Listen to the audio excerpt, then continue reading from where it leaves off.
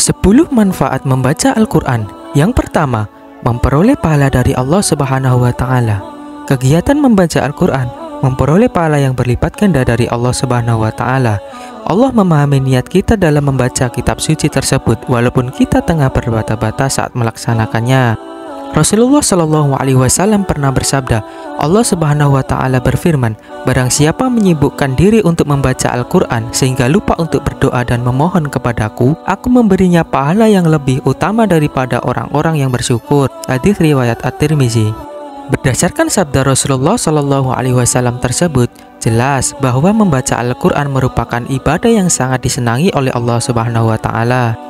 Yang kedua, diselamatkan saat hari penghisapan di akhirat. Derajat orang yang selalu menyibukkan diri untuk membaca Al-Quran akan dinaikkan, apalagi saat penghisapan di hari kiamat kelak. Derajat mereka akan selalu naik ke tempat atas, yakni surga. Rasulullah Shallallahu Alaihi Wasallam bersabda, ada 3 orang yang pada hari kiamat berada di atas bukit pasir dari kesutri hitam tanpa disentuh ketakutan dan tidak dikenal penghisapan hingga penghisapan kepada semua manusia selesai. Pertama, orang yang membaca Al-Quran karena mengharapkan ridho dari Allah Azza wa Jalla. Kedua, orang yang mengimami sekelompok orang dengan membacanya dan mereka ridho kepadanya.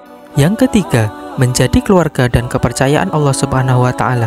Berdasarkan sabda Rasulullah Shallallahu Alaihi Wasallam yang berkata, ahli Al-Quran adalah keluarga dan kepercayaan Allah. Dalam sabda tersebut, seorang ahli Al-Quran atau seorang yang selalu membaca kitab suci Al-Quran akan menjadi orang keistimewaan sekaligus kepercayaan Allah Subhanahu wa Ta'ala. Selain itu, dengan membaca Al-Quran, kita dapat menjadi lebih dekat dengan Allah Subhanahu wa Ta'ala.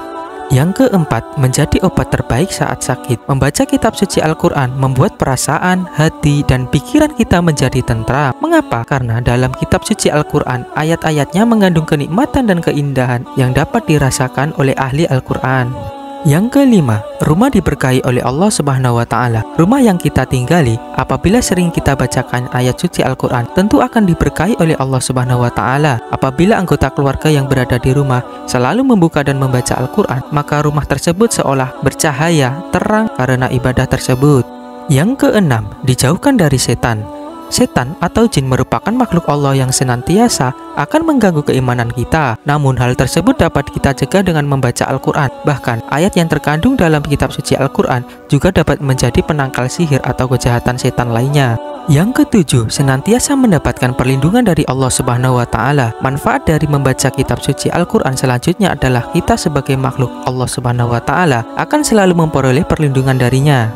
Abu Hurairah radhiyallahu an meriwayatkan bahwa Rasulullah Shallallahu Alaihi Wasallam bersabda, barang siapa membaca seluruh surat Al-Duhan, awal surah Al-Mu'min hingga ayat Ilaihi, Al-Masr, ayat 1-3 dan ayat Al-Kursi pada sore hari, ia akan terlindungi hingga pagi hari berikutnya.